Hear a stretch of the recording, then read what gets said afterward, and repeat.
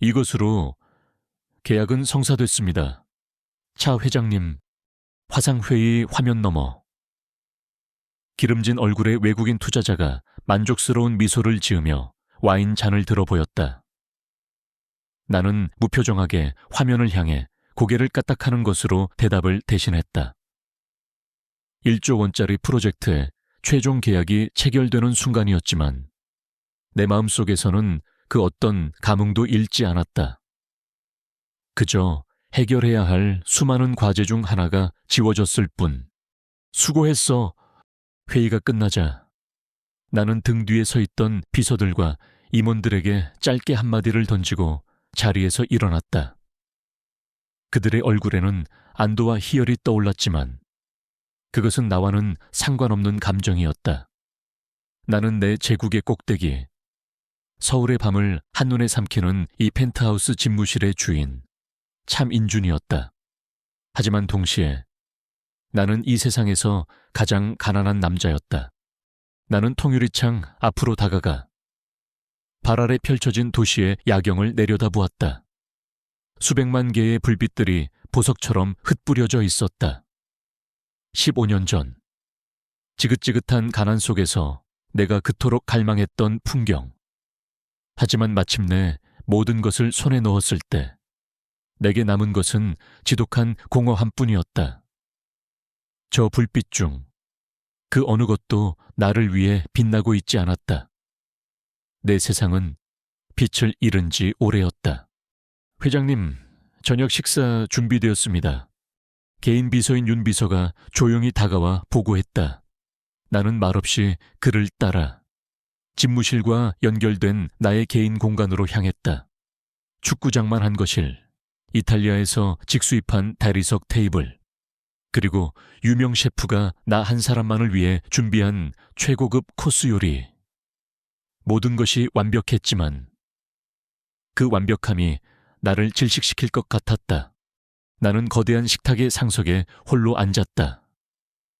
셰프가 정성스럽게 요리에 대해 설명했지만 내 귀에는 아무것도 들리지 않았다. 나는 기계적으로 몇 번 포크를 끄적이다. 이내 자리에서 일어났다. 치워줘. 하지만 회장님, 입맛이 없어. 나는 그 말을 남기고 내 개인 침실로 향했다. 문을 닫는 순간 나는 비로소 완벽한 혼자가 되었다. 이 넓고 화려한 공간 속에서 나는 언제나 이방인이었다. 샤워를 마치고 값비싼 실크 가운을 걸친 채 침대에 누웠다.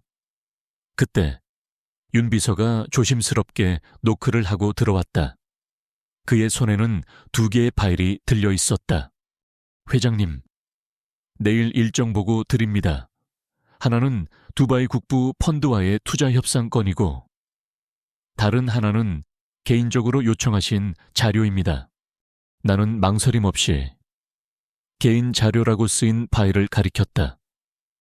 윤 비서는 익숙하다는 듯 두바이 프로젝트 파일을 옆으로 치우고 다른 파일을 내게 건넸다. 그는 지난 5년간 내 모든 성공의 순간을 함께했지만 동시에 나의 가장 깊은 상처와 집착을 묵묵히 지켜봐온 유일한 사람이었다. 파일을 열었다. 그 안에는 지난 한 달간 전국 각지의 흥신소와 정보원들이 보내온 보고서들이 들어있었다. 오혜운이라는 이름과 비슷한 여자를 봤다는 제보, 차민솔이라는 이름의 아이를 안다는 희미한 소문들. 하지만 언제나처럼 모든 것은 막다른 골목이거나 혹은 잔인한 희망 고문일 뿐이었다. 나는 보고서를 한 장 한 장 넘길 때마다 심장이 조여드는 것을 느꼈다. 15년. 그 아이와 헤어진 지 15년이라는 세월이 흘렀다. 강산이 한 번 반이나 변하는 시간. 가난했던 소녀는 대한민국에서 손꼽히는 젊은 사업가가 되었지만 내 시간은 여전히 15년 전 그날에 멈춰 있었다. 성과가 없군. 나는 파일을 덮으며 나지막이 말했다. 실망감에 목소리가 잠겨 나왔다. 죄송합니다. 회장님. 하지만 포기하지 않고 계속 찾겠습니다. 그래, 포기하면 안 되지. 나는 윤 비서에게 다른 서류처를 가져오라고 지시했다.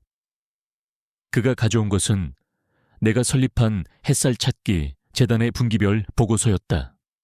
전국 미아 찾기 지원 미혼모 자립 지원 사업. 나는 이 재단에 회사의 이익금 중 상당 부분을 쏟아붓고 있었다. 사람들은 나의 노블레스 오블리주를 칭송했지만 이것은 사실 나의 지독한 이기심과 속죄의식의 산물일 뿐이었다. 어쩌면 이 아이들 중 하나가 나의 민소리일지도 모른다는 헛된 희망, 혹은 어딘가에서 홀로 나의 민소리를 키우고 있을 혜은이에게 아주 조금이라도 도움이 되기를 바라는 절박한 기도. 나는 보고서를 검토하다 부산 지역의 미혼모 쉼터 신축 안건에 서명했다. 이쪽 예산을 2배로 증액시켜 아이들을 위한 최고의 시설로 지어. 알겠습니다. 회장님, 윤 비서가 나간 뒤 나는 다시 혼자가 되었다. 나는 침실 벽에 걸린 추상화 뒤편의 비밀 공간을 열었다.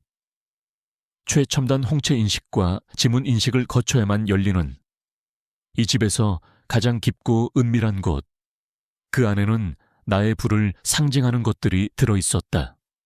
금고에 희귀한 시계, 각종 부동산 계약서들. 하지만 나는 그것들을 거들떠보지도 않았다. 내가 꺼낸 것은 그 모든 것을 합친 것보다 더 소중한 작은 내화 금고였다.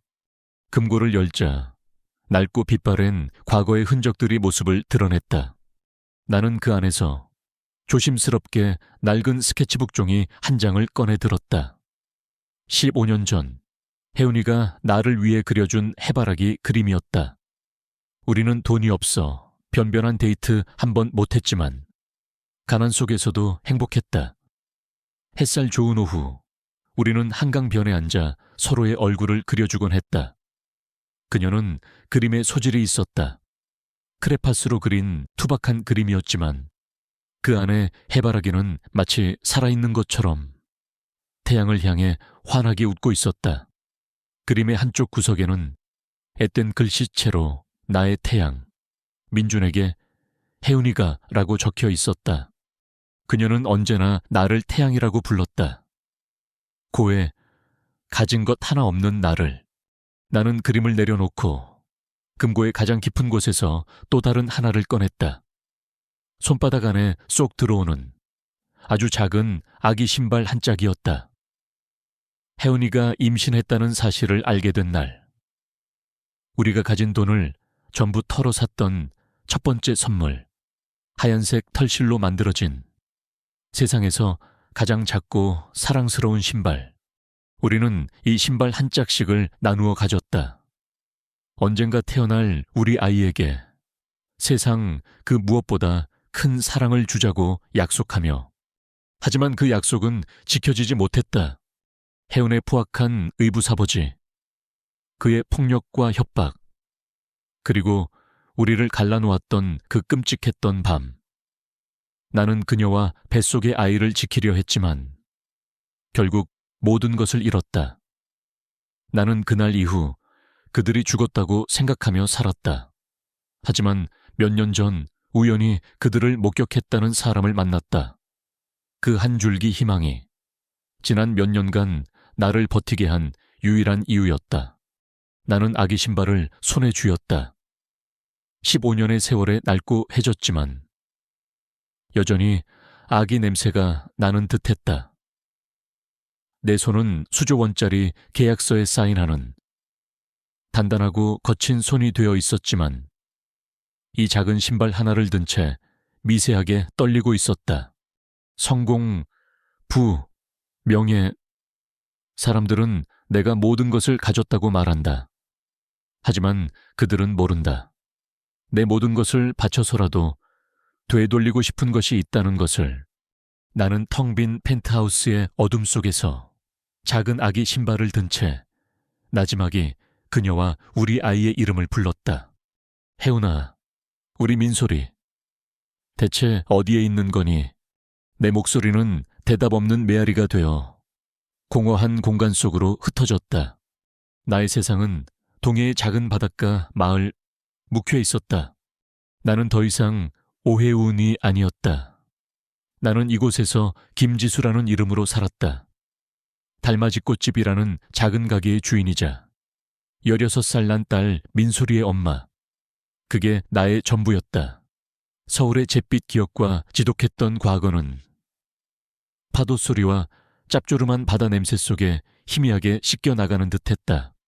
내 하루는 언제나 꽃과 함께 시작되었다.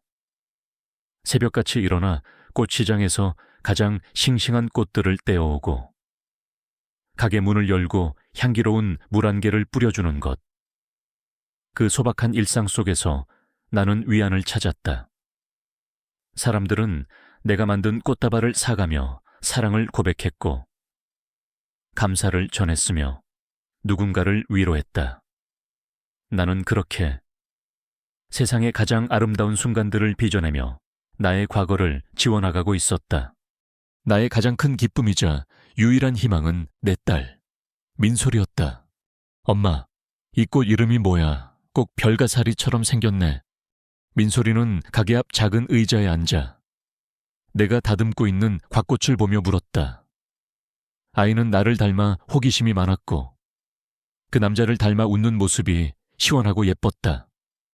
하지만 그 아이의 심장은 태어날 때부터 약속되지 않은 시간을 살고 있었다. 선천성 심장복합기형. 내 딸은 언제 터질지 모르는 작은 시한폭탄을 가슴에 품고 있었다. 아스터라고 그래. 별이라는 뜻이야. 우리 민소리처럼 반짝반짝 빛나네. 나는 웃으며 아이의 머리를 쓰다듬었다. 하지만 그 순간 아이가 갑자기 가슴을 부여잡으며 작게 기침을 했다. 콜록, 콜록, 엄마, 나 잠깐 숨이... 민소라. 나는 놀라 아이에게 달려가 등을 쓸어주었다. 아이의 얼굴이 잠시 창백해졌다가 이내 제 색을 찾았다. 괜찮아, 엄마. 그냥 요즘 좀 자주 이러네. 아이는 아무렇지 않은 척 웃어 보였지만 나는 알고 있었다. 괜찮지 않다는 것을. 우리의 평화로운 일상에 검은 그림자가 들이우고 있다는 것을. 며칠 뒤 나는 민소리를 데리고 읍내의 작은 병원을 찾았다. 매달 정기적으로 받는 검진이었다. 의사 선생님은 청진기를 대보고 심전도 그래프를 한참 동안 들여다보더니 무거운 표정으로 입을 열었다. 지수 씨, 더 이상은 안 되겠습니다. 네, 뭐가요? 선생님, 민소리 심장이 버틸 수 있는 한계에 다다른 것 같습니다. 약물로는 이제 시간을 버는 것뿐이에요. 당장 서울에 있는 큰 병원으로 가보셔야 합니다. 심장 이식 수술을 준비해야 할지도 모릅니다. 심장 이식 수술. 그 단어가 망치가 되어 내 머리를 내리쳤다. 수술비는요? 글쎄요. 저도 정확히는 모르지만 아마 억 단위는 훌쩍 넘을 겁니다. 억 단위. 내가 평생을 벌어도 만져볼 수 없을 것 같은 천문학적인 액수였다. 나는 하얗게 질린 얼굴로 의사에게 몇 번이나 고개를 숙이고 병원을 나섰다. 민소리는 아무것도 모른 채 내 손을 잡고 엄마, 우리 붕어빵 사 먹으러 가자 하며 제잘거렸다. 나는 아이 앞에서 억지로 웃어 보였지만 심장은 이미 차갑게 식어내리고 있었다. 설상가상으로 그 주말에 꽃집 주인이 찾아왔다. 그는 기름진 얼굴로 가게를 훑어보더니 말했다. 김 사장, 미안하게 됐수다. 요 앞에 관광단지가 들어선다고 해서 이 동네 땅값이 엄청 올랐어. 다음 달부터는 월세를 2배로 올려야겠수다. 그게 싫으면 방 빼시든가.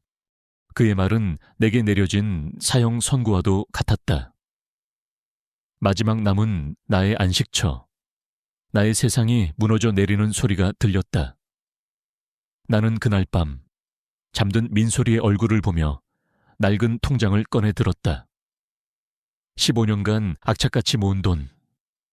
하지만 그 돈은 민소리의 수술비는커녕 당장 밀린 병원비와 올려달라는 월세를 감당하기에도 턱없이 부족했다. 모든 문이 닫히고 있었다. 내가 도망쳐온 세상의 끝에서 나는 다시 한번 벼랑 끝으로 내몰리고 있었다. 나는 며칠 밤을 뜬 눈으로 세웠다. 방법이 없었다. 내가 아는 모든 사람, 내가 기댈 수 있는 모든 곳을 떠올려 봤지만 그 끝에는 언제나 절망만이 있었다. 그러던 어느 날 오후 가게 문에 달린 풍경이 딸랑 소리를 내며 울렸다. 어서 오세. 나는 습관처럼 인사를 건네다. 문 앞에 서 있는 남자를 보고 그 자리에 얼어붙었다.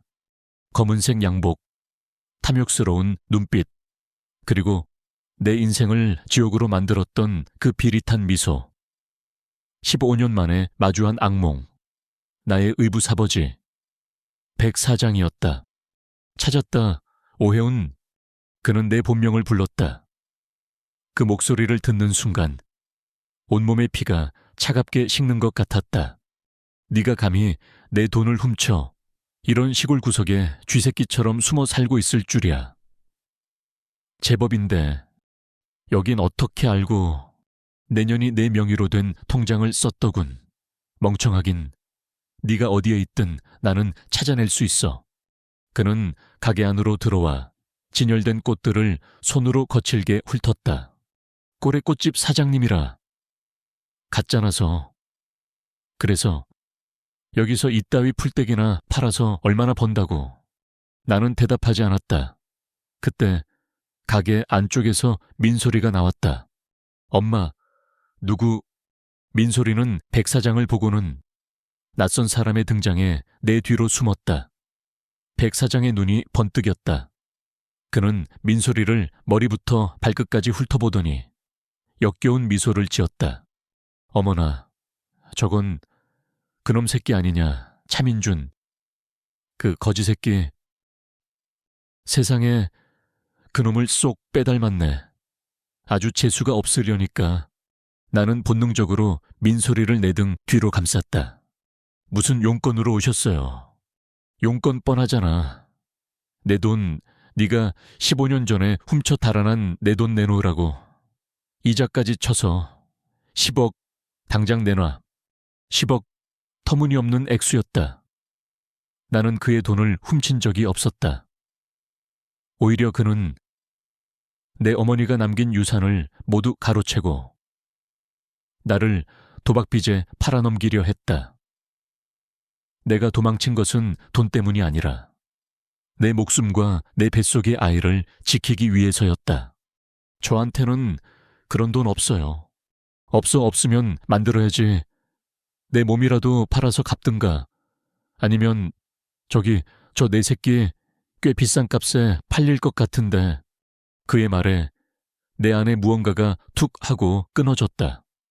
나는 내 등 뒤의 민소리를 안심시키고 조용히 가게 밖으로 나섰다. 그리고 백 사장을 마주보았다. 따라 나오세요. 여기서 할 이야기는 아니니까. 우리는 가게 앞 방파제에 섰다. 파도 소리가 우리의 대화처럼 거칠게 부서지고 있었다. 정말 돈 없어요. 그러니 그냥 돌아가세요. 돌아가. 내가 여기까지 어떻게 왔는데. 혜훈아, 아직도 세상을 모르는구나. 나는 너를 얼마든지 망가뜨릴 수 있어. 내 과거, 네가 어떤 더러운 삶을 살았는지 이 동네 사람들한테 다 까발려 줄 수도 있고, 아니면 내 소중한 딸내미가 학교 오가는 길에 작은 사고라도 당하게 할 수 있단 말이야. 그의 협박은 내 마지막 남은 이성의 끈을 잘라버렸다. 나는 그의 멱살을 잡고 싶었지만 그럴 수 없었다. 나는 이제 혼자가 아니었다. 내게는 지켜야 할 민소리가 있었다. 나는 마지막 자존심을 버리고 그에게 애원했다. 제발 저희를 그냥 내버려 두세요. 돈이 필요하시면 제가 어떻게든 마련해 볼게요. 그러니 제 딸 아이만은 건드리지 말아주세요. 내 애원에. 그는 만족스러운 미소를 지었다. 진작 그렇게 나왔어야지. 그래, 내가 특별히 기회를 주마. 네가 그렇게 사랑하는 그놈, 차민준, 그놈이 이제 아주 큰 사업가가 됐다며 그놈한테 가서 돈을 달라고 해. 내 딸 목숨값이라고. 아니면 내게 그놈 회사 내부 정보라도 빼내오든가. 그럼 내가 이번 일은 눈 감아주지. 그는 내게 독이 든 선택지를 던져주고는 유유히 사라졌다. 나는 그 자리에 주저앉아 하염없이 바다만 바라보았다. 모든 것이 끝났다. 내가 15년간 쌓아 올린 평화로운 세상은 신기루처럼 사라져 버렸다. 나는 이제 돌아가야만 했다. 나의 모든 불행이 시작된 곳, 내가 가장 증오하고 가장 그리워하는 남자가 있는 그 도시, 서울로. 나는 가게로 돌아와 잠든 민소리의 얼굴을 보았다. 내 딸, 나의 봄, 나의 전부. 나는 아이의 이마에 입을 맞추며 나지막이 속삭였다. 민소라, 조금만 기다려. 엄마가 어떻게든 너를 살려줄게. 나는 작은 가방 하나를 쌌다. 통장과 갈아입을 옷 몇 벌, 그리고 15년간 한 번도 꺼내보지 않았던 낡은 아기 신발 한 짝. 나는 나의 봄을 지키기 위해 그 지독한 겨울 속으로 다시 걸어 들어가야만 했다. 서울은 15년 만에 다시 마주한 서울은 여전히 나를 밀어내는 낯선 도시였다. 나는 보증금도 없이 하루하루를 버틸 수 있는 낡은 찜질방에 거처를 정했다. 땀 냄새와 소음 속에서 새우잠을 자고 새벽같이 일어나 일자리를 찾아 나섰다. 민소리의 수술비, 그 거대한 목표 앞에서 나의 고단함 따위는 사치였다. 다행히 묵혀서 작은 꽃집을 운영했던 경력이 나를 도왔다. 나는 강남의 한 고급 이벤트 기획사에 대형 행사의 플로리스트 보조로 임시 채용되었다. 일당은 짰지만 지금의 내게는 가릴 처지가 아니었다. 김지수 씨, 정신 바짝 차려요. 오늘 행사는 MJ그룹의 창립 50주년 기념 파티예요.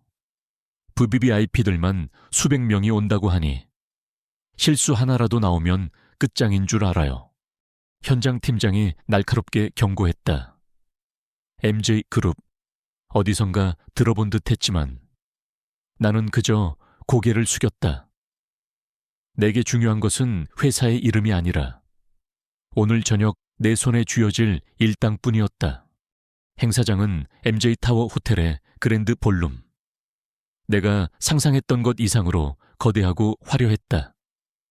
천장에는 수천 개의 크리스털로 이루어진 샹들리에가 은하수처럼 빛나고 있었고 그 중앙에는 이번 파티의 하이라이트인 거대한 플라워 샹들리에가 매달려 있었다.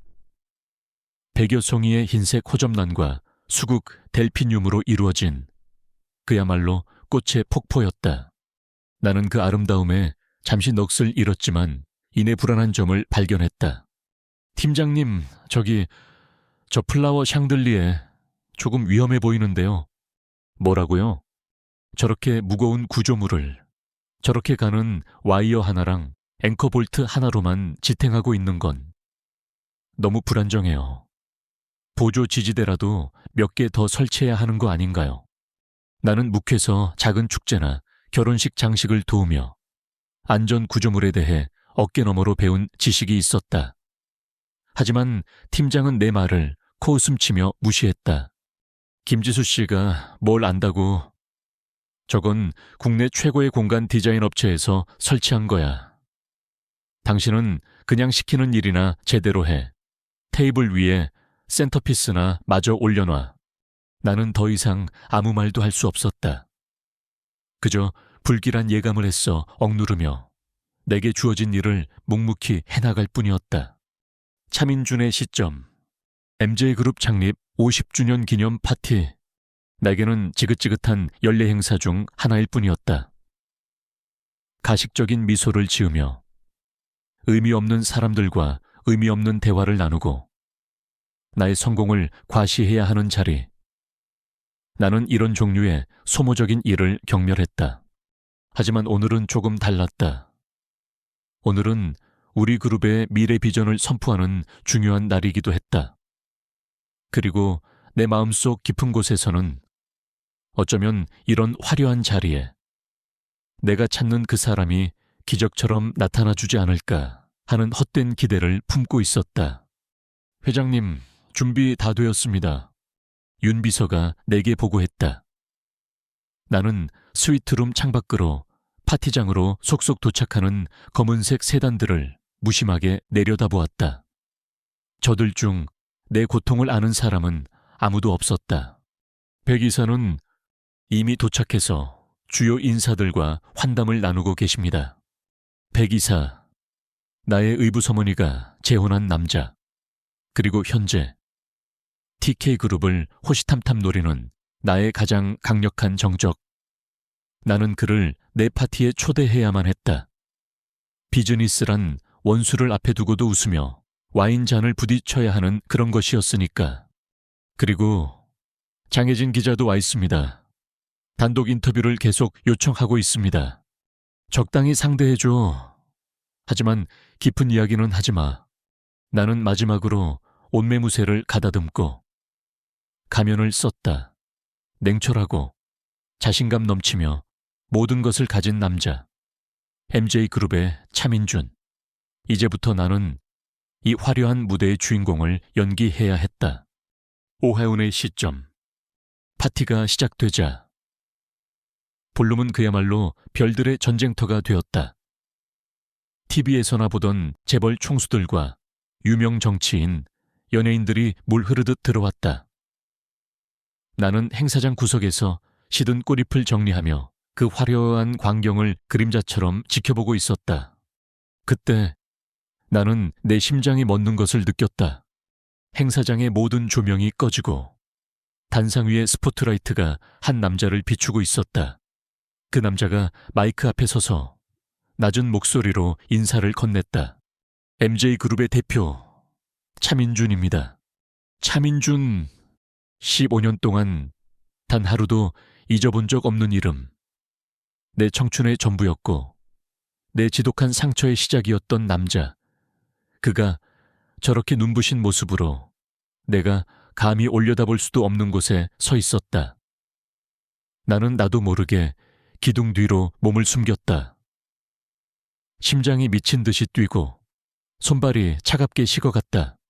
왜 하필 이곳이, 왜 하필 그의 회사란 말인가. 도망쳐야 했다. 당장 이곳을 빠져나가야 했다.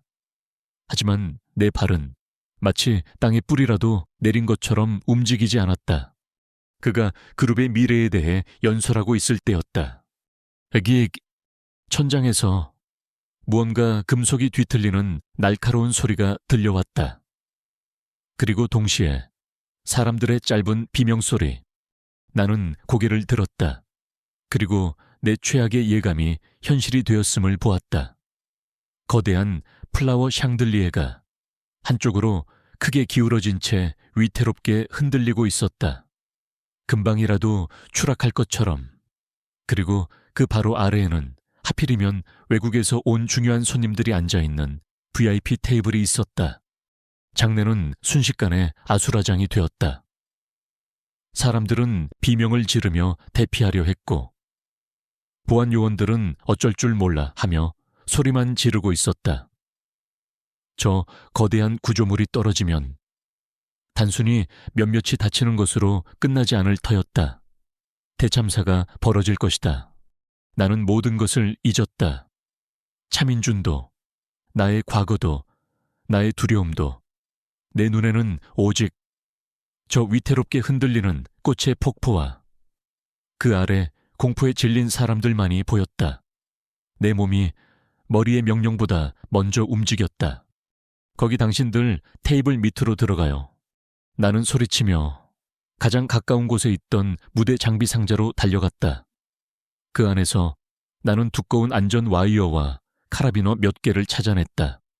이봐요. 거기 그쪽 기둥에 이 와이어 좀 묶어줘요, 빨리. 나는 직원으로 보이는 남자에게 와이어 한쪽 끝을 던져주고 다른 쪽 끝을 들고 사다리를 향해 달려갔다. 내가 뭘 하려는지 알아챈 사람은 아무도 없었다. 그들은 그저 미친 여자의 돌발 행동이라고 생각하는 듯 했다. 나는 아슬아슬하게 사다리를 기어 올라 샹들리에의 가장 가까운 곳까지 접근했다. 뜨거운 조명 열기와 사람들의 비명소리, 그리고 추락의 공포가 나를 덮쳤다. 하지만 나는 흔들리지 않았다. 나는 샹들리에의 가장 튼튼해 보이는 골격에 카라비너를 이용해 와이어를 연결했다. 하나, 둘, 셋 당겨요. 내 신회 아래에 있던 사람들이 반신반의하며 와이어를 당기기 시작했다. 기울어졌던 샹들리에가 조금씩 균형을 되찾기 시작했다.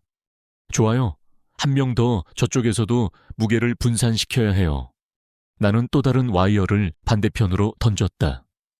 내 지시는 짧고 간결하며 정확했다. 패닉에 빠졌던 사람들은 나도 모르게 나의 지휘에 따라 일사불란하게 움직이기 시작했다. 그것은 내가 꽃집을 운영하며 익혔던 무게와 균형에 대한 본능적인 감각이었다. 차민준의 시점. 나는 단상 위에서 내 눈앞에 벌어지고 있는 믿을 수 없는 광경을 보고 있었다. 샹들리에가 기울어지기 시작했을 때 나는 모든 것이 끝났다고 생각했다. 내 50주년 행사는 최악의 인명사고로 기억될 터였다. 그런데 그때 한 여자가 나타났다. 허름한 직원 유니폼을 입은 아주 작고 가녀린 여자. 그녀는 모두가 도망치는 방향과 정반대로 가장 위험한 곳을 향해 달려들었다. 그리고 혼란에 빠진 사람들을 지휘하기 시작했다. 그녀의 목소리는 떨리고 있었지만 그 안에는 이상한 확신과 힘이 담겨 있었다. 나는 넋을 잃고 그녀를 바라보았다. 위태로운 사다리 위에서 쏟아지는 조명 아래서 거대한 샹들리에와 사투를 벌이는 그녀의 모습은 마치 한 폭의 비현실적인 그림과도 같았다. 그녀의 이마에서는 땀이 비 오듯 흘렀지만 그녀의 눈은 오직 하나의 목표에만 집중되어 있었다. 마침내 여러 개의 와이어로 고정된 샹들리에가 움직임을 멈추었을 때 장내에서는 안도의 한숨과 함께 박수갈채가 터져 나왔다. 나는 조비서에게 달려갔다. 저 여자, 저 플로리스트, 누구야? 당장 알아봐. 지금 당장. 나는 그녀에게 직접 감사를 표하고 싶었다. 아니, 그 이상이었다. 저토록 비범한 용기와 판단력을 가진 사람을 내 눈앞에서 놓치고 싶지 않았다. 하지만 내가 무대에서 내려왔을 때 그녀는 이미 사라지고 없었다. 마치 신기루처럼 그녀는 자신이 벌인 기적 같은 일에 대해 어떤 보상도 어떤 인정도 원하지 않는다는 듯이 혼란의 한가운데서 연기처럼 사라져버렸다. 그때 내 옆에 있던 백이사가 뱀처럼 차가운 목소리로 중얼거렸다. 요즘 세상에 참 별난 여자도 다 있군. 저런 여자는 조심해야 해. 언제 무슨 일을 벌일지 모르니. 나는 그의 말을 무시했다. 내 머릿속은 온통 방금 전에 그 여자에 대한 생각으로 가득 차 있었다. 나는 윤 비서에게 다시 한번 명령했다. 무슨 수를 써서라도 찾아내. CCTV를 다 뒤져서라도. 반드시. 나는 몰랐다. 내가 그토록 필사적으로 찾으려는 그 여자가 바로 내가 15년간 찾아 헤맨 오해운이라는 사실을, 그리고 나의 가장 큰 적인 백이사가 지금 막 그녀의 존재를 인지하고 그녀를 없애기 위한 첫 번째 수를 두기 시작했다는 것을. 그날 밤 백 이사는 이벤트 기획사 대표에게 전화를 걸었다. 오늘 파티에서 소란을 피웠던 그 임시직 플로리스트 마리오. 이름이 김지수라고 했던가. 다시는 우리 그룹 관련 행사에 발도 못 붙이게 하시오. 아니, 아예 이 바닥에서 일 못하도록 손 좀 써주시오. 안전 규정을 무시하고 돌발 행동을 한 책임을 엄중히 물어야지. 운명의 톱니바퀴가 아슬아슬하게 엇갈리고 있었다. 나는 그녀를 향해 한 걸음 다가가려 했지만 세상은 그녀를 내게서 한 걸음 더 멀어지게 만들고 있었다. 그날 이후 내 머릿속은 온통 그 플로리스트 생각뿐이었다. 나는 윤 비서에게 그날의 CCTV 영상을 수백 번 돌려보게 했다. 위기의 순간, 망설임 없이 사다리를 오르던 그녀의 단호한 모습, 혼란 속에서 사람들을 지휘하던 침착한 목소리, 그리고 모든 것이 끝난 뒤 어떤 대가도 바라지 않고 연기처럼 사라져버린 그 미스터리한 뒷모습. 그녀는 나에게 강렬한 인상을 남겼다. 찾았나? 죄송합니다. 회장님. 김지수라는 이름은 가명이었습니다. 그녀를 고용했던 이벤트 기획사에 따르면 일당을 받은 뒤 곧바로 연락이 두절됐다고 합니다. 신원 조회가 불가능한 임시직이라 더 이상 추적이 어렵습니다. 윤 비서의 보고에 나는 나 자신도 모르게 실망감에 휩싸였다. 정체를 알 수 없는 여자에게 이토록 집착하는 내 자신이 우스웠지만 그녀에게서 느껴졌던 기시감과 비범함을 떨쳐낼 수가 없었다. 바로 그때 내 책상 위에 다른 전화벨이 울렸다. 내가 개인적으로 고용한 혜운과 민소리를 찾는 일만 전담하는 사설 정보팀의 팀장이었다. 회장님, 새로운 제보가 들어왔습니다. 나는 심장이 멎는 기분으로 수화기에 귀를 기울였다. 강원도 묵후항. 그곳에서 오혜운 씨와 비슷한 인상의 여성이 민솔이라는 이름의 딸과 함께 몇 년간 살아왔다는 첩보입니다. 달맞이 꽃집이라는 작은 가게를 운영했다고 합니다. 얼마 전 딸의 병 때문에 급하게 가게를 처분하고 서울로 갔다는 증언까지 확보했습니다. 묵호, 서울에서 가장 먼 곳 중 하나. 그녀는 그렇게 나의 그림자를 피해 세상의 끝자락에 숨어 있었던 것이다. 나는 그동안의 실망스러운 보고들과는 질이 다른 강렬한 확신에 휩싸였다. 이번엔 진짜다. 윤 비서. 네, 회장님. 당장 헬기 준비시켜. 그리고 오늘 오후에 모든 일정 전부 취소해.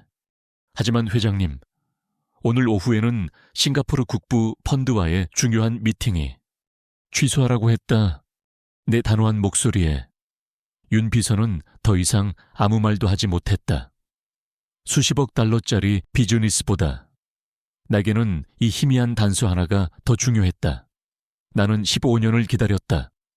더 이상 단 1분 1초도 낭비할 수 없었다. 오혜운의 시점. 서울에서의 삶은 묵회소의 삶보다 더 혹독했다. MJ그룹 행사장에서의 소란 이후 나는 안전 규정을 무시한 돌발 행동이라는 이유로 이벤트 업계에서 깊이 인물이 되어 있었다. 일자리를 구하기는 하늘의 별 따기였고 나는 결국 야간 청소나 식당 주방 보조 같은 더 고되고 박봉인 일들을 전전해야 했다. 찜질방에서의 생활도 한계에 다다르고 있었다. 민소리는 시끄럽고 불편한 환경에 힘들어했고 밤마다 기침을 하는 횟수가 늘어갔다. 아이의 얼굴은 하루가 다르게 창백해져 갔다. 나는 민소리의 병원비를 마련하기는커녕 당장 우리의 생계를 걱정해야 할 처지였다. 절망이 목까지 차오르던 그날 밤 내 앞에 다시 그 악마가 나타났다. 의부사버지, 백 사장이었다. 그는 내가 머무는 찜질방의 휴게실로 마치 제 집처럼 당당하게 걸어 들어왔다. 꼴이 말이 아니구나. 혜운아, 내가 그럴 줄 알았다. 그는 내 앞에 앉아 역겨운 미소를 지으며 말했다. 내 딸, 수술 받아야 한다며 돈은 좀 모았고 당신이 상관할 바 아니에요. 상관할 바가 왜 없어. 내가 네 아버지인데. 그는 아버지라는 단어를 역겹게 강조했다. 내가 너를 도울 방법을 알려주려고 왔지. 아주 쉽고 빠르게 큰 돈을 만질 수 있는 방법. 나는 경계하며 그를 바라보았다. 그의 눈은 탐욕으로 번들거리고 있었다. 내 옛사랑, 차민준, 그놈이 지금 헬리오스인가 뭔가 하는 신사업에 목숨을 걸고 있더군. 심장이 철렁 내려앉았다. 그가 어떻게 그 프로젝트의 예비 데이터만 좀 빼내오너라. 내가 아주 비싼 값에 사주마. 내 딸 수술비는 물론이고 평생 먹고 살 돈을 한 번에 줄 수 있는 기회야. 그는 내게 악마의 거래를 제안하고 있었다. 민준을 배신하고 그의 가장 중요한 것을 훔쳐오라는 것.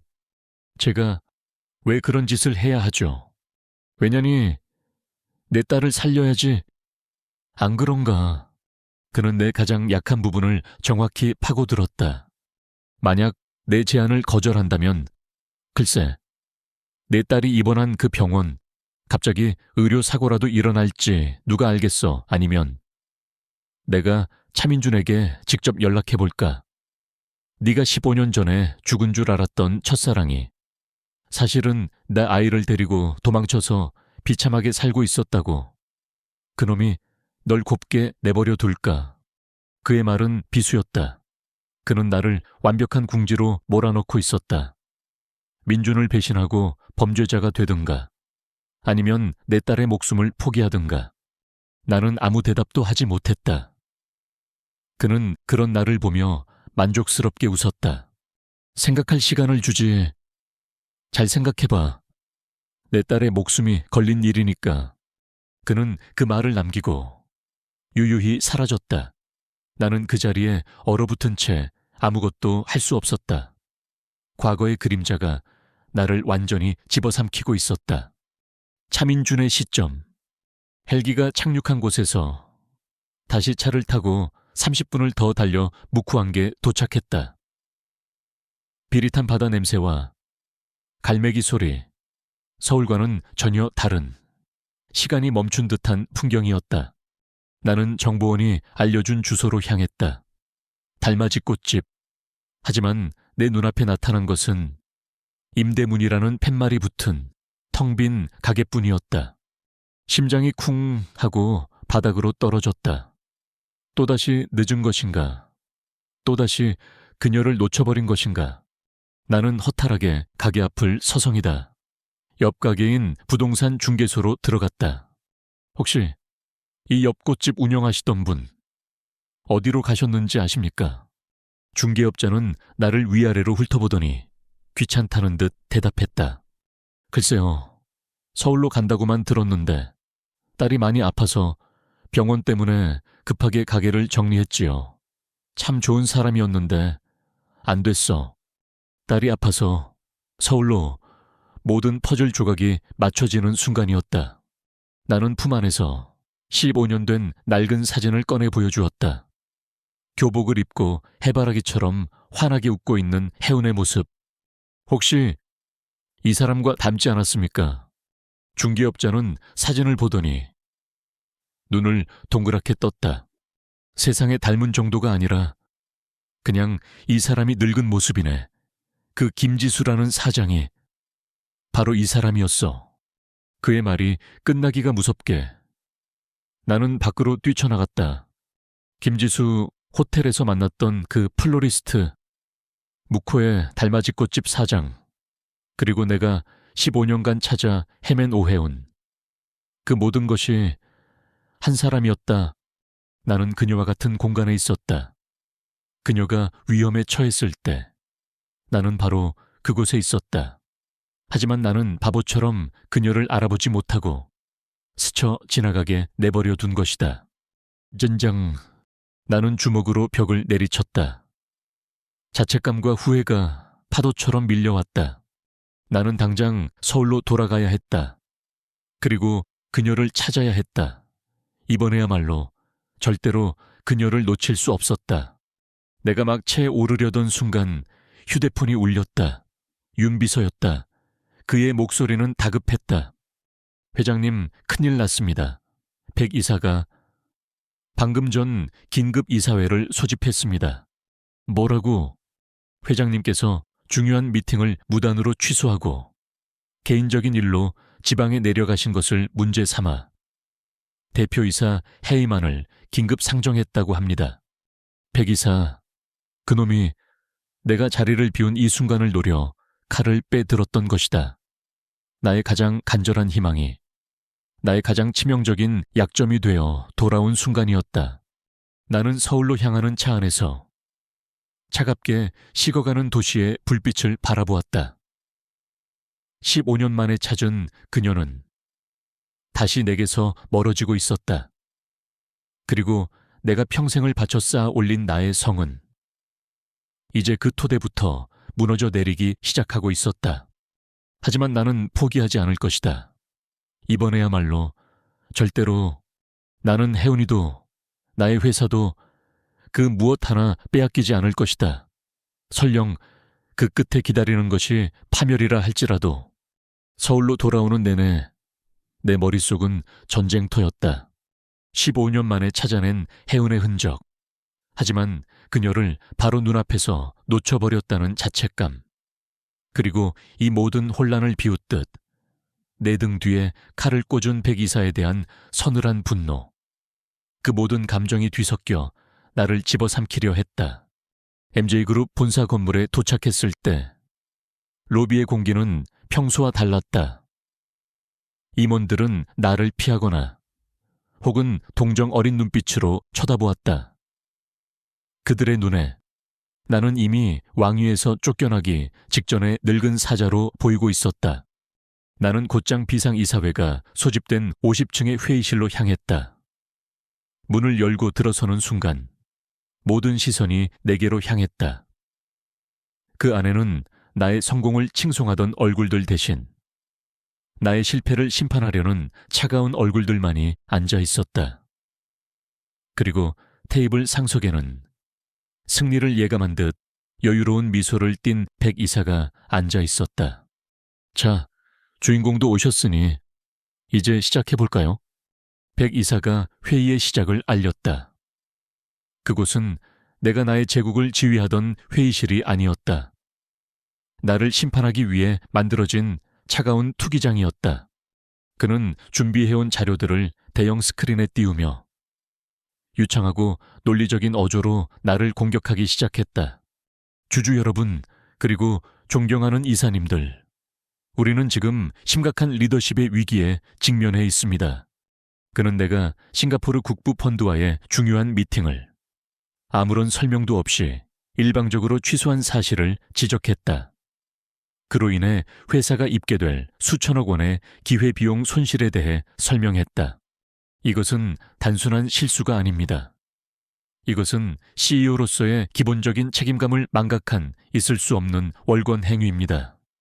회의실이 술렁였다. 그의 말은 틀린 것이 하나도 없었기 때문이다. 나는 반박할 수 없었다.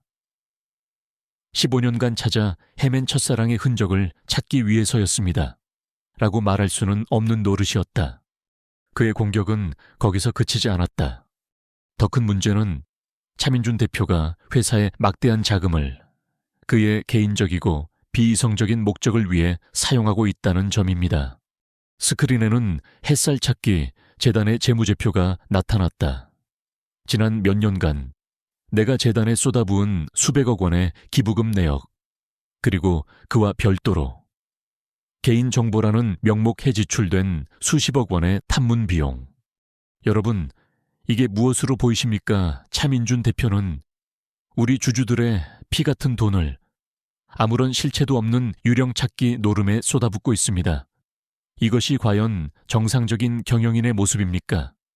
이것은 명백한 배임 행위이자 회사를 사유화하려는 위험한 시도입니다. 그는 나를 회사에 손해를 끼치는 감정적인 미치광이로 완벽하게 포장하고 있었다. 나는 주먹을 꽉 쥐었다. 저 돈이 내게는 어떤 의미인지, 저 숫자들 안에 어떤 피눈물이 담겨 있는지 저들은 영원히 이해하지 못할 것이다. 나는 고립되었다. 나의 가장 간절한 소망이 나를 올가매는 가장 치명적인 족쇄가 되어 돌아왔다. 장혜진 기자의 시점. 나는 기자석에 앉아 이 흥미로운 기업 드라마를 빠르게 노트북에 타이핑하고 있었다. MJ그룹 경영권 분쟁, 백 이사의 기습 공격, 감정에 휘둘리는 젊은 총수 차민준, 최대 위기에 봉착하다. 이건 대박 기사였다. 전형적인 재벌가의 권력 투쟁, 이성적이고 논리적인 전문 경영인과 아버지의 후광으로 자리에 앉았지만 감정적인 문제로 회사를 위기에 빠뜨리는 젊은 2세. 대부분의 경영권 분쟁은 이런 식으로 흘러갔고 결과는 보통 논리와 실리를 앞선 쪽의 승리로 끝났다. 나는 차민준이라는 인물을 유심히 관찰했다. 그는 내가 그동안 취재했던 다른 재벌 3세들과는 조금 달랐다. 오만하거나 거들먹거리지 않았다. 그는 그저 깊은 고독과 슬픔에 잠긴 표정으로 자신을 향해 쏟아지는 비난을 묵묵히 듣고만 있었다. 그의 방언은 어설펐고 감정적이었다. 재단은 사회 환원의 일환일 뿐입니다. 그리고 개인적인 지출은 제 개인 자산으로. 그의 목소리는 힘이 없었다. 마치 전쟁터에 갑옷도 없이 서 있는 장수 같았다.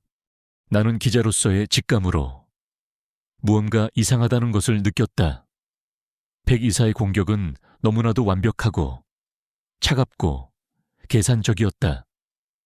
마치 이 순간을 위해 오랫동안 칼을 갈아온 사람처럼. 반면 차민준의 모습은 너무나도 무방비했다. 저 자리에 앉아있는 사람이 정말 대한민국 경제를 움직이는 냉철한 승부사가 맞단 말인가. 이건 단순한 기업 스캔들이 아니야. 이면에 다른 이야기가 있어.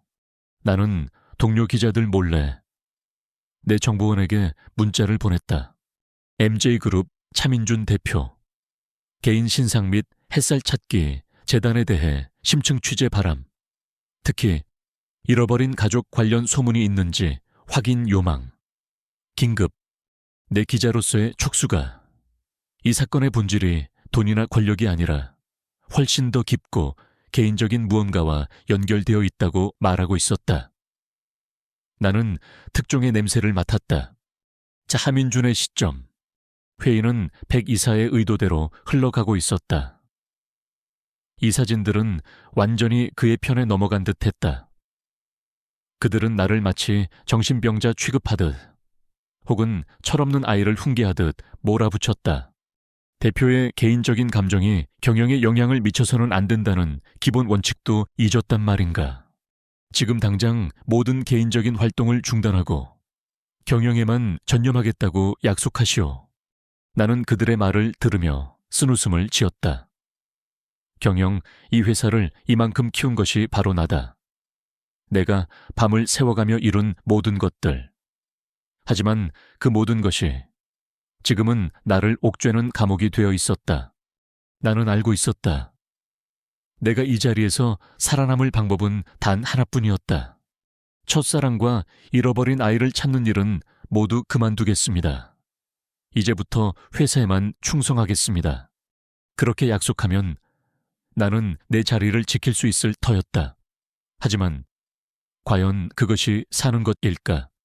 해운과 민소리를 포기한 삶. 그것은 살아도 사는 것이 아니었다. 나는 이미 15년 전에 한 번 죽었던 목숨이었다. 나는 대답하지 않았다. 나의 침묵은 이사들에게 패배 선언으로 받아들여졌다. 마침내 회의의 의장이었던 송 이사가 무거운 표정으로 자리에서 일어났다. 그는 나와 할아버지 시절부터 함께해온 내가 유일하게 믿었던 어른이었다. 하지만 그의 눈에도 나를 향한 실망감이 가득했다. 더 이상 토론은 무의미한 것 같습니다. 그가 의사봉을 잡았다. 지금부터 차민준 대표의 직무를 일시 정지하고 그룹의 경영 정상화를 위한 비상경영위원회 설립 안건에 대한 투표를 시작하겠습니다. 모든 것이 끝나는 순간이었다. 나는 눈을 감았다. 발 아래 땅이 꺼지고 내가 쌓아 올린 모든 것이 무너져 내리는 것 같았다. 결국 나는 내 소중한 사람들을 찾기 위한 힘을 바로 그 소중한 사람들 때문에 잃게 되는구나. 이 얼마나 지독한 아이러니인가. 백이사의 입가에 승자의 미소가 걸렸다. 이 사진들이 투표를 위해 천천히 손을 들기 시작했다. 하나, 둘, 셋. 나는 모든 것을 포기했다. 나는 이사들의 손이 하나둘씩 올라가는 것을 보며 마지막 기사 제목을 머릿속으로 쓰고 있었다. 왕의 몰락, 차민준 시대의 종언. 이것은 이제 돌이킬 수 없는 현실이었다. 바로 그때 내 주머니 속 휴대폰이 짧게 진동했다. 정보원에게서 온 메시지였다. 장 기자님, 찾았습니다. 햇살 찾기 재단. 차민준 대표의 개인사와 직접적인 연관이 있음. 15년 전 그에게 결혼을 약속한 첫사랑이 있었고 두 사람 사이에 아이가 있었다는 소문. 여자는 의붓아버지의 학대를 피해 아이와 함께 실종. 차 대표. 그 이후로 계속 두 사람을 찾아왔음. 재단 설립 목적. 바로 그것임. 메시지를 읽는 순간 내 머릿속에 모든 퍼즐 조각이 하나의 그림으로 맞춰졌다. 그의 공허한 눈빛, 개인적인 문제라며 고통스럽게 내뱉던 그의 목소리, 회사 자금을 쏟아부으면서까지 지키려 했던 그 재단의 진짜 의미. 이것은 경영권 분쟁 따위의 시시한 이야기가 아니었다. 이것은 모든 것을 가졌지만 가장 소중한 것을 잃어버린 한 남자가 15년 동안 계속해온 처절한 사랑 이야기이자 아버지가 되어보지 못한 한 남자의 피 맺힌 절규였다. 그리고 저기 앉아있는 저자들은 그 위대한 사랑을 그저 비이성적인 리스크로 치부하며 단죄하려 하고 있었다. 젠장, 내 안에서 무언가 뜨거운 것이 치밀어 올랐다. 기자로서의 냉철한 이성이 아니라 한 인간으로서의 분노였다. 이대로 진실이 묻히게 둘 수는 없었다. 이대로 한 사람의 인생이 무너지게 내버려 둘 수는 없었다. 내 기자로서의 커리어가 끝장난다 해도 나는 내 옆에 있던 카메라 기자의 어깨를 쳤다. 김 PD님, 지금부터 무슨 일이 있어도 카메라 끄지 마세요. 네, 장 기자님, 우리는 지금 역사를 기록하러 들어갑니다. 생방송으로요. 나는 그를 이끌고 기자석을 박차고 뛰쳐나갔다. 그리고 굳게 닫힌 이사회장 문을 거칠게 열어젖혔다. 잠깐만요. 내 외침에 투표를 하던 모든 이사들과 단상 위에 차민준, 그리고 백 이사가 일제히 나를 돌아보았다. 보안 요원들이 나를 막으려 달려들었지만 나는 그들을 피해 회의장 한가운데로 달려나갔다. 카메라는 그 모든 광경을 전국의 시청자들에게 남김없이 송출하고 있었다. 장혜진 기자, 지금 무슨 무례한 행동이야. 송 이사가 분노하며 소리쳤다. 나는 그를 무시하고 백 이사를 똑바로 쳐다보며 말했다. 백 이사님, 당신은 지금 한 남자의 인생을 통째로 난도질하고 있다는 사실을 알고는 있습니까? 나는 숨을 고르고 내가 방금 알게 된 모든 진실을 카메라를 향해 외치기 시작했다. 여러분이 지금 비이성적인 리스크라고 비난하는 저 햇살 찾기 재단의 진실을 아십니까? 저것은 차민준 대표가 15년 전 잃어버린 그의 첫사랑과 세상의 빛도 보지 못하고 사라진 줄 알았던 자신의 아이를 찾기 위해 만든 피눈물 어린 절규입니다. 당신들은 지금 한 남자의 순정을, 한 아버지의 부성애를 돈과 실적이라는 차가운 잣대로 심판하고 있는 겁니다. 오해운의 시점. 나는 찜질방 구석에 작은 TV 앞에 쪼그리고 앉아 속보로 중계되는 MJ그룹의 비상이사회를 보고 있었다. 화면 속에서 15년 만에 마주한 민준이는 내가 기억하는 것보다 훨씬 더 외롭고 지쳐 보였다. 그가 수많은 이리떼에 둘러싸여 속수무책으로 무너져 내리는 모습을 나는 차마 눈을 뜨고 볼 수가 없었다. 미안해, 민준아. 나 때문에 당신이... 죄책감이 나를 짓눌렀다. 그때 화면 속에서 한 여기자가 뛰쳐나와 믿을 수 없는 말들을 쏟아내기 시작했다. 그녀는 민준이가 지난 15년간 나를, 그리고 우리 아이를 찾아 헤맸다는 사실을 폭로하고 있었다. 그의 재단이, 그의 모든 노력이 나를 위한 것이었다니, 그는 나를 잊지 않았던 것이다. 나를 원망한 것이 아니었던 것이다. 나는 오열했다. 15년간 켜켜이 쌓아왔던 모든 슬픔과 오해가 한순간에 무너져 내렸다. 그리고 나는 깨달았다. 더 이상 숨어 있어서는 안 된다는 것을. 나의 침묵이 그를 벼랑 끝으로 내몰고 있었다. 민소리를 위해서, 그리고 나를 이토록 사랑해준 그를 위해서 내가 나서야만 했다. 나는 자리에서 벌떡 일어났다. 주머니 속에서 민소리의 사진 한 장을 꺼내 쥐었다. 그리고 찜질방을 뛰쳐나가 미친 듯이 택시를 잡아탔다. 기사님, SBC 방송국으로 가주세요. 최대한 빨리요. 차민준의 시점. 나는 내 귀를 의심했다. 장혜진이라는 여기자가 어떻게 나의 가장 깊은 비밀을 알고 있는 것일까? 그녀의 말 한마디 한마디가 회의장을 거대한 충격의 도가니로 몰아넣고 있었다. 이사들은 당황했고 백 이사의 얼굴은 하얗게 질려갔다. 하지만 그것만으로는 부족했다. 이것은 그저 확인되지 않은 폭로일 뿐이었다. 상황을 뒤집기에는 역부족이었다. 백 이사가 다시 평정심을 되찾고 이것을 차민준 대표가 언론을 이용해 버리는 감성팔이 쇼라고 몰아붙이면 그만이었다. 바로 그때 장혜진 기자의 이어폰으로 무언가 다급한 목소리가 들려오는 듯했다. 그녀의 눈이 크게 흔들렸다. 그녀는 잠시 숨을 고르더니 이사회장을 향해, 그리고 카메라를 향해 선언했다. 여러분, 지금부터 제가 드린 모든 말씀이 진실이라는 것을 증명해줄 단 한 사람이 저희 방송국 스튜디오에 도착했습니다. 지금 바로 연결하겠습니다. 회의장 정면에 대형 스크린이 지지직거리며 다른 화면으로 바뀌기 시작했다. 그리고 그 화면 속에 한 여자의 얼굴이 나타났다. 세월의 흔적이 묻어 있었지만, 고단한 삶에 지쳐 보였지만, 내가 15년간 단 하루도 꿈속에서 잊어본 적 없는 바로 그 얼굴. 오혜운. 아, 윤아. 내 입에서 나도 모르게 그녀의 이름이 흘러나왔다. 세상의 모든 소리가 사라졌다.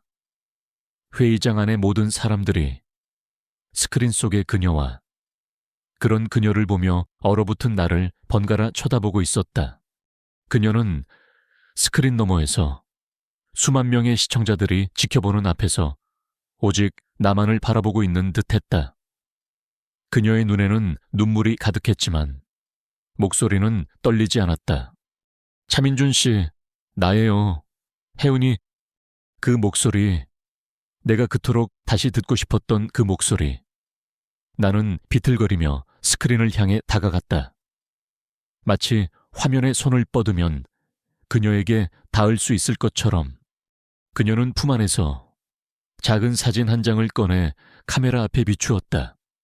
교복을 입고 나를 쏙 빼닮은 눈으로 수줍게 웃고 있는 한 소녀의 사진이었다. 그리고 이 아이가 당신 딸이에요. 우리가 그토록 지키고 싶었던 우리 민소리. 그 순간 내 세상이 멈췄다. 살아있었다.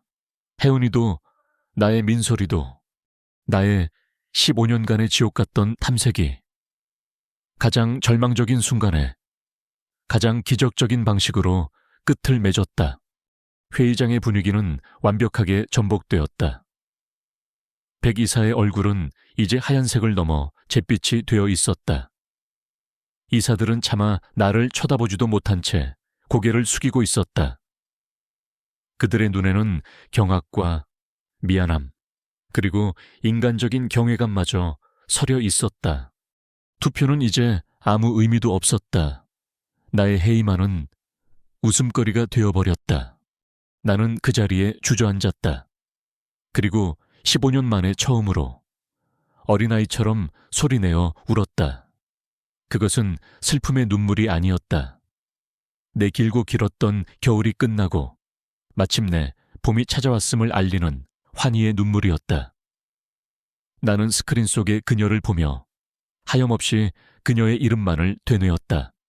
혜운아, 오혜운, 이사회가 어떻게 끝났는지, 백 이사가 어떤 표정으로 끌려나갔는지 나는 아무것도 기억하지 못한다. 내 온 세상은 대형 스크린 속에 비친 혜운의 얼굴과 그녀가 보여준 민솔의 사진에 정지해 있었다. 혜운아, 나는 미친 사람처럼 스크린을 향해 손을 뻗었다. 회의장의 모든 소음이 거짓말처럼 멀어졌다. 그 순간 내게는 오직 그녀의 영상만이 존재했다. 정신을 차렸을 때 나는 이미 차 안에 앉아 있었다. 윤 비서가 다급한 목소리로 내게 목적지를 묻고 있었다. SBC 방송국, 지금 당장. 방송국 로비는 전쟁터였다. 내가 나타나자마자 수십 명의 기자들이 벌떼처럼 몰려들었다. 보안 요원들이 필사적으로 길을 열었지만 그들의 질문과 카메라 플래시가 비수처럼 쏟아졌다. 차민준 회장님, 화면 속 여성이 정말 첫사랑이 맞습니까? 15년간이나 숨겨진 딸이 있었다는 게 사실입니까? 나는 아무 대답도 하지 않았다. 내 눈은 오직 저 복도 끝, 대기실 문 앞에서 나를 기다리고 있을 그녀만을 찾고 있었다. 마침내 나는 그녀와 마주섰다. 15년 만에 재회. 화면으로 본 것보다 더 그녀는 자꾸 말라 있었다. 고단한 세월의 흔적이 그녀의 얼굴에 희미하게 새겨져 있었지만 내가 사랑했던 그 맑은 눈빛만은 변하지 않았다. 우리는 아무 말도 하지 못했다. 무슨 말을 먼저 해야 할까? 어떻게 지냈어? 왜 이제야 나타났어? 얼마나 보고 싶었는지 알아. 수만 가지의 질문들이 목구멍까지 차올랐지만 단 한마디도 밖으로 나오지 않았다. 우리 사이에는 15년이라는 너무나도 길고 무거운 시간이 가로놓여 있었다. 그 침묵을 깬 것은 장혜진 기자였다. 차민준 회장님, 그리고 오혜운 씨. 그녀는 우리에게 다가와 깊이 고개를 숙였다. 제 보도가 두 분께 어떤 의미였을지 잘 압니다. 한 사람의 인생을 가장 사적인 방식으로 세상에 까발린 것에 대해 기자로서 그리고 한 인간으로서 진심으로 사과드립니다. 하지만 저는 후회하지 않습니다. 그녀는 우리를 번갈아 보며 말했다. 저는 진실을 알려야 할 의무가 있었습니다. 이제 저는 두 분의 사생활을 지켜드릴 의무가 있습니다. 앞으로 두 분과 관련된 모든 추측성 보도와 악의적인 기사는 제가 막을 수 있는 한 최선을 다해 막겠습니다. 이것이 제가 드릴 수 있는 유일한 속죄입니다. 나는 그녀에게 아무 말 없이 고개를 끄덕였다. 그녀는 내게 적이었지만 동시에 나를 구원한 은인이기도 했다. 나는 다시 혜운을 바라보았다. 그리고 가장 중요한 질문을 했다. 민소리는, 우리 딸은 어디에 있어? 그녀는 병원에 있다고 했다. 나는 그녀의 손목을 잡았다. 그녀의 손은 차갑게 떨리고 있었다. 가자, 우리 딸에게로. 민소리가 입원한 병실 앞에 섰을 때 나는 차마 안으로 들어갈 수가 없었다. 15년, 나는 아버지로서의 모든 시간을 놓쳐버렸다. 아이가 처음 뒤집고, 처음 걸음마를 떼고, 처음 아빠라고 불렀을 모든 순간들. 나는 그 어떤 것 하나도 함께 해주지 못했다. 내가 과연 이제 와서 아버지 행세를 할 자격이 있을까? 혜운이 내 마음을 읽었다는 듯 조용히 문을 열었다. 민소라, 손님 오셨어. 나는 떨리는 발걸음으로 병실 안으로 들어섰다. 침대 위에 한 소녀가 앉아 책을 읽고 있었다. 창백한 얼굴, 가녀린 팔목.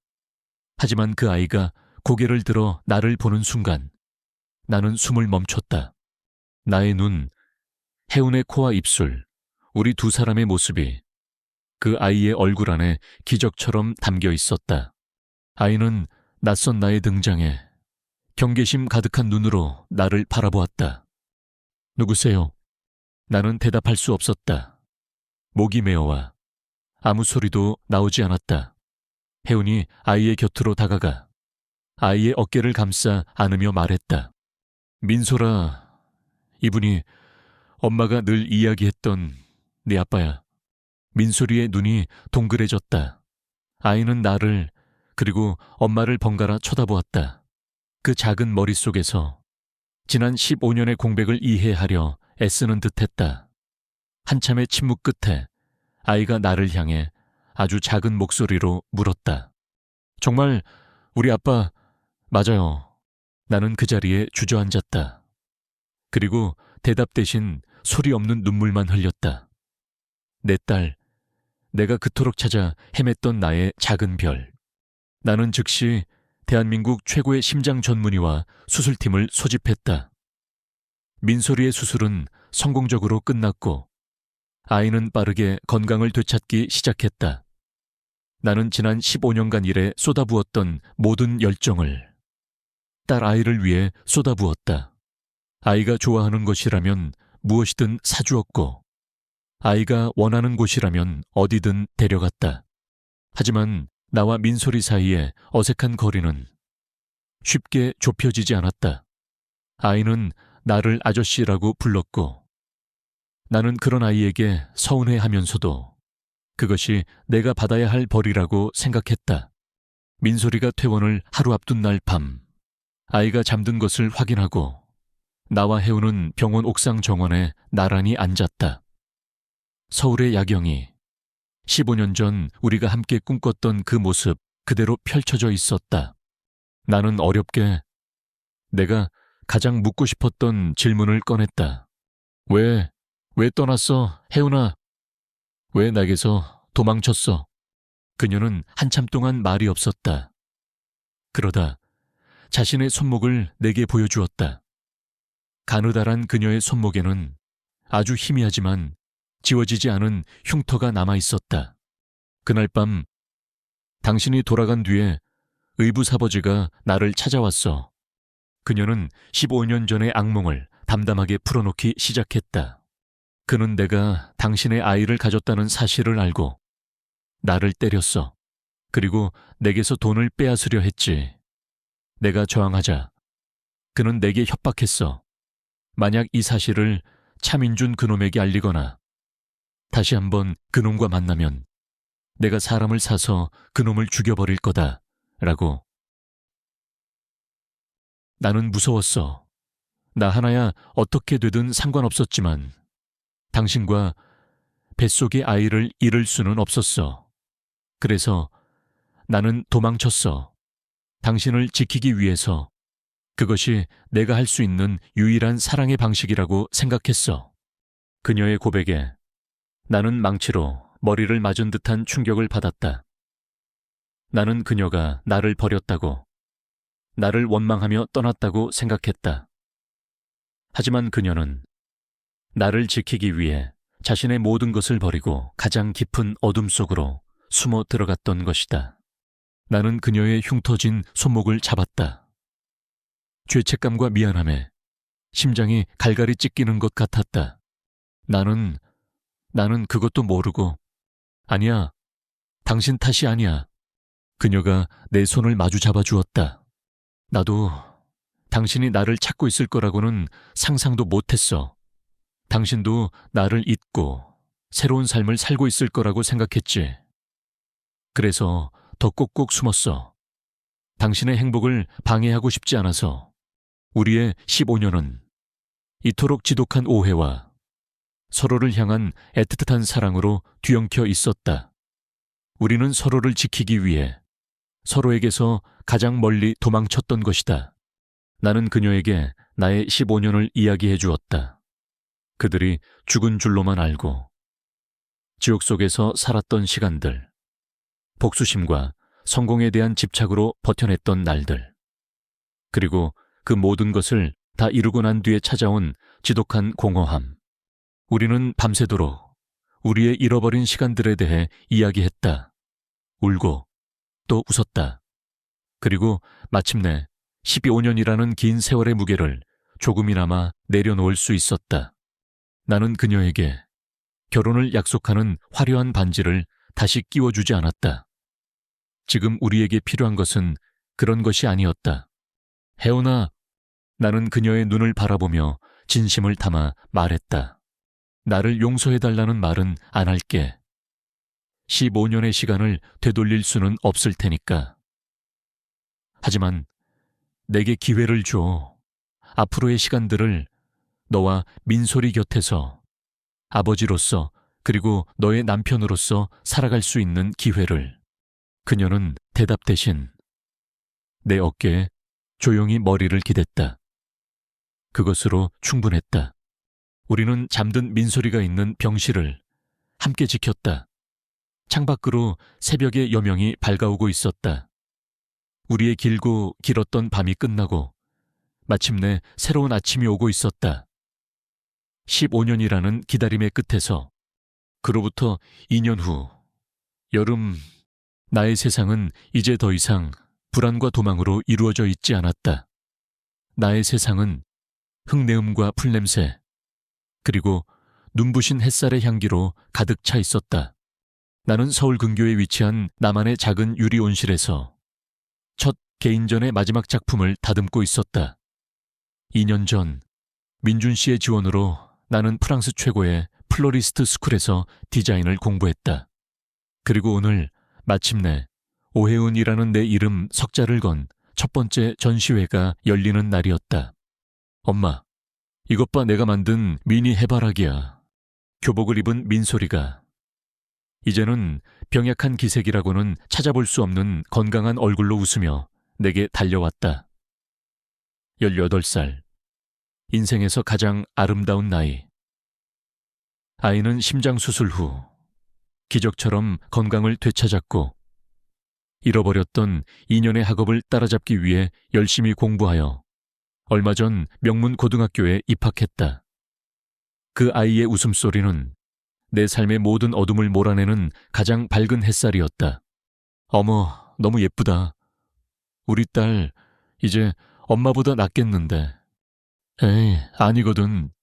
우리가 그렇게 웃고 있을 때 온실 문이 열리며 익숙한 그림자가 다가왔다. 두 미녀분, 이제 슬슬 전시장으로 출발하셔야죠. 민준 씨였다. 그는 더 이상 과거의 아픔에 갇힌 고독한 사업가가 아니었다. 그의 얼굴에는 언제나 따뜻하고 부드러운 미소가 걸려 있었고 그 미소는 오직 나와 민소리를 향해 있었다. 그는 여전히 대한민국에서 가장 성공한 젊은 경영인이었지만 동시에 딸의 학교 행사에 꼬박꼬박 참여하고 주말이면 나와 함께 정원을 가꾸는 평범한 남편이자 아빠였다. 우리가 도착한 갤러리는 이미 수많은 사람들로 가득 차 있었다. 내 첫 전시회는 생각보다 많은 관심을 받고 있었다. 전시회의 주제는 상처로부터의 희망이었다. 나는 지난 2년간 나의 아픈 과거를 작품 속에 녹여냈다. 불에 탄 듯한 검은 목재와 그 틈을 뚫고 피어나는 새하얀 안개꽃, 깨진 유리 조각들 사이에서 강인한 생명력으로 솟아나는 야생화. 나의 모든 작품들은 절망 속에서도 결코 사라지지 않는 희망에 대한 이야기였다. 정말 대단해요. 혜운 씨, 이 작품 꼭 상처 입은 용의 비늘 사이에서 피어나는 꽃 같아요. 장혜진 기자가 이제는 좋은 친구가 된 그녀가 나에게 다가와 진심 어린 감탄을 보냈다. 그녀는 자신의 방송국 문화 프로그램에 내 전시회를 가장 먼저 소개해 주었다. 고마워요. 혜진 씨, 다 당신 덕분이에요.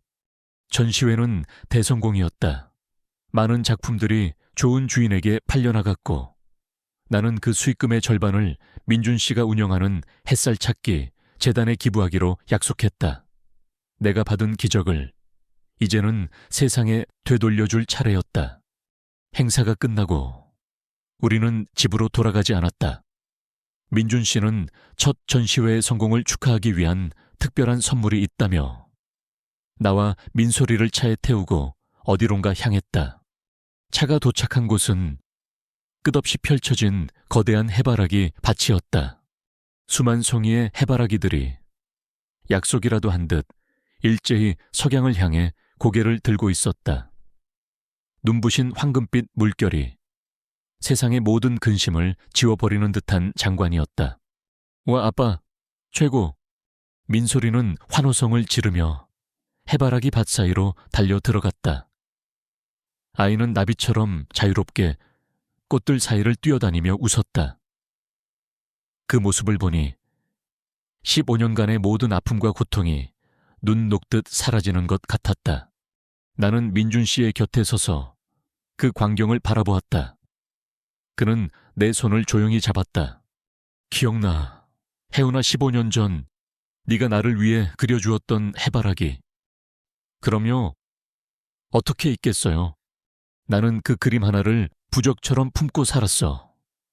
언젠가 너를 다시 만나면 진짜 해바라기 밭을 선물해주겠다고 수없이 다짐했지. 그는 품 안에서 아주 작은 벨벳 주머니 하나를 꺼냈다. 그리고 그 안에서 낡고 해진 아기 신발 한 짝을 꺼내 내 손에 올려주었다. 내가 15년간 간직해온 바로 그 신발. 이제 이 아이들이 다시 만날 시간인 것 같아서 그가 미소를 지으며 자신의 주머니에서 또 다른 아기 신발 한 짝을 꺼냈다. 그가 15년간 간직해온 신발이었다. 나는 떨리는 손으로 두 개의 신발을 나란히 놓았다. 15년의 세월을 뛰어넘어 마침내 다시 만난 완벽한 한 쌍, 우리의 잃어버렸던 시간들이 마침내 하나로 합쳐지는 순간이었다. 눈물이 뺨을 타고 흘러내렸다. 그리고 이것도. 그는 내게 예쁜 액자에 담긴 그림 하나를 더 내밀었다. 그것은 15년 전 내가 그에게 그려주었던 바로 그 해바라기 그림이었다. 그런데 그림의 뒷면에는 내가 처음 보는 그의 필체가 적혀 있었다. 나의 태양을 드디어 찾았다. 나는 그의 품에 안겨 아이처럼 울었다. 그것은 슬픔의 눈물이 아니었다. 내 인생의 모든 조각들이 마침내 제자리를 찾은 것에 대한 벅찬 감사의 눈물이었다. 우리는 서로를 아는 채 저 멀리 해바라기 밭 사이에서 행복하게 뛰어노는 민소리를 바라보았다. 나의 지난 삶은 길고 혹독한 겨울과도 같았다. 하지만 그 겨울의 끝에서 나는 나를 찾아온 한 남자를 만났고 잃어버렸던 나의 아이를 되찾았으며 마침내 나 자신의 이름을 되찾았다. 상처는 완전히 사라지지 않을 것이다. 하지만 이제 그 상처는 더 이상 나를 아프게 하지 않는다. 오히려 지금의 행복이 얼마나 소중한지를 깨닫게 해주는 고마운 훈장이 되었다. 나의 첫사랑이었던 가난한 소녀는 이제 나의 유일한 사랑이자 내 딸의 가장 다정한 아빠가 되어 내 곁에 서 있었다. 나는 그의 손을 잡았다. 우리의 길고 길었던 기다림과 추격은 끝났다. 그리고 이제 우리 앞에는 저 해바라기들처럼 언제나 같은 곳을 바라보며 함께 걸어갈 눈부신 날들만이 남아 있었다. 우리의 두 번째 봄은 이제 막 시작되고 있었다. 이야기꾼의 마지막 속삭임. 이 이야기가 당신의 마음에 작은 울림을 주었다면 구독과 좋아요, 그리고 따뜻한 댓글을 잊지 말아주세요.